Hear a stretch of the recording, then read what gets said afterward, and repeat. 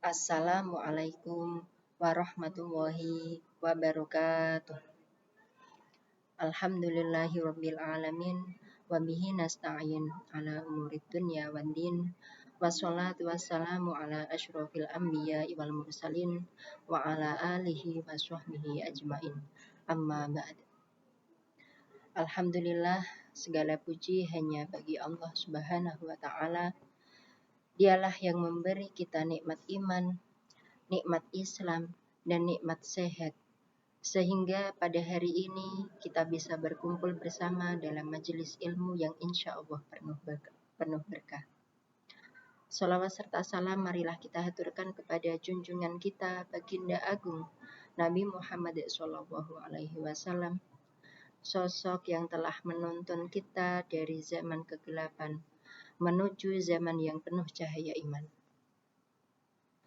Baik Bapak Ibu yang dirahmati Allah, pertama kita akan membahas tentang haji dan umroh sebagai panggilan dari Allah. Ibadah haji dan umroh adalah perjalanan yang istimewa. Ia bukan sekedar perjalanan fisik ke Mekah, tetapi perjalanan hati menuju Allah.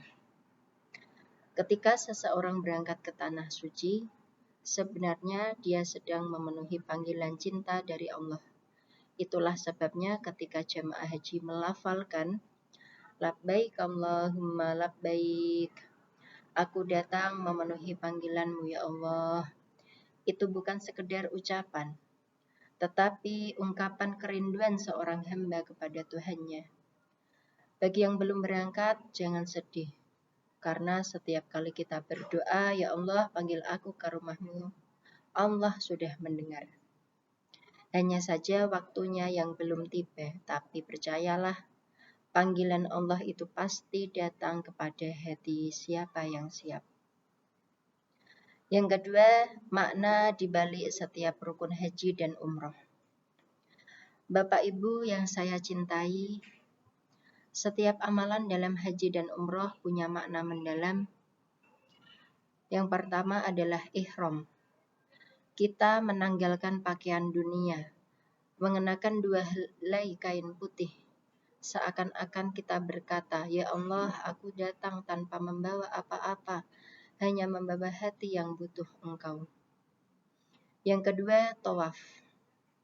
Mengelilingi Ka'bah 7 kali, bukan karena Ka'bah itu sakral, tapi karena kita ingin menegaskan bahwa hidup kita harus selalu berpusat kepada Allah, bukan pada dunia. Yang ketiga adalah sa'i antara Bukit Sofa dan Marwah. Kita meneladani perjuangan seorang ibu, yaitu adalah Siti Hajar, yang berlari-lari mencari air untuk anaknya yang bernama Ismail. Di sana kita belajar kasih sayang seorang ibu, kesabaran dan keyakinan adalah sumber pertolongan dari Allah. Yang keempat adalah wukuf di Arafah. Inilah puncak haji, jutaan manusia berdiri di padang Arafah, memohon ampunan sambil menangis. Saat itu semua gelar pangkat dan kekayaan lenyap, yang tersisa hanyalah kita dan Allah semata. Sungguh haji dan umroh mengajarkan kita arti kesetaraan, kerendahan hati, dan totalitas beribadah. Baik, poin yang ketiga, hikmah besar dari ibadah haji dan umroh. Hadirin yang dirahmati Allah, ada banyak hikmah dari ibadah yang bisa kita ambil. Yang pertama yaitu melatih keikhlasan. Haji dan umroh butuh pengorbanan, waktu, tenaga, dan biaya. Hanya orang yang ikhlas yang mampu menjalaninya dengan sabar dan bahagia. Yang kedua, menumbuhkan persaudaraan umat Islam.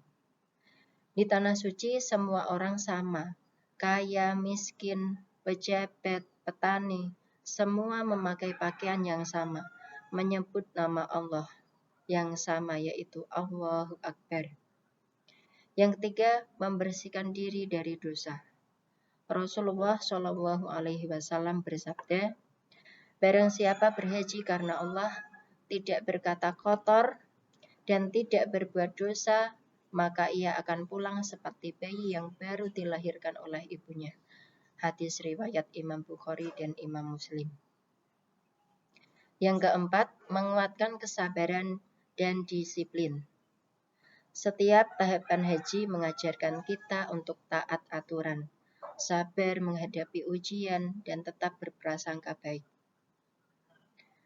Baik, poin yang keempat, yaitu haji mabrur dan umroh yang diterima. Bapak Ibu jamaah yang dirahmati Allah, tujuan kita bukan hanya berangkat ke Mekah, tapi pulang sebagai haji yang mabrur. Apa tandanya haji yang mabrur? Rasulullah menjawab, haji mabrur itu tidak ada balasannya kecuali surga. Dan cirinya adalah sepulang dari tanah suci, akhlaknya semakin baik, lisannya lembut, hatinya makin dekat kepada Allah. Kalau dulu mungkin kita cepat marah, setelah berhaji semoga jadi sabar. Kalau dulu berat bersedekah, semoga setelah haji jadi ringan tangan. Kalau dulu ibadah masih malas-malasan, semoga setelah berhaji jadi semangat beramal soleh. Itulah tanda haji yang membawa perubahan hati dan perilaku, atau disebut haji mabrur. Poin yang kelima, untuk yang belum berangkat, Bapak Ibu, mungkin di antara kita ada yang belum berkesempatan berhaji atau umroh, termasuk saya sendiri ya. Semoga kita mempunyai kesempatan itu. Jangan berkecil hati karena Allah menilai niat sebelum langkah. Nabi Muhammad bersabda, sesungguhnya amal itu tergantung pada niatnya. Innamal a'malu binniyat. Hadis riwayat Imam Bukhari dan Muslim. Jadi selama kita punya niat, tabungan semangat, dan doa yang tidak putus, insya Allah akan dibukakan jalan. Dan sebelum ke Mekah, mari kita bersihkan hati, perbaiki sholat, perbanyak zikir, dan memaafkan sesama. Karena sesungguhnya perjalanan menuju Allah bisa dimulai dari rumah kita sendiri, dari hati yang selalu mengingatnya. Baik Bapak Ibu yang saya cintai, marilah kita berdoa bersama agar Allah memberikan kita kesempatan untuk menjadi tamunya di Baitullah dan menjadikan ibadah haji dan umroh kita jika sudah berangkat sebagai haji yang mabrur, dosa yang diampuni dan amal yang diterima. Allahumma rzuqna hajjam mabrura wa dhanbam maghfura wa sa'yam mashkura wa rizqan wasi'an halalan thayyiba. Ya Allah, anugerahkan kepada kami haji yang mabrur, dosa yang diampuni, usaha yang Engkau terima, dan rezeki yang luas selagi halal.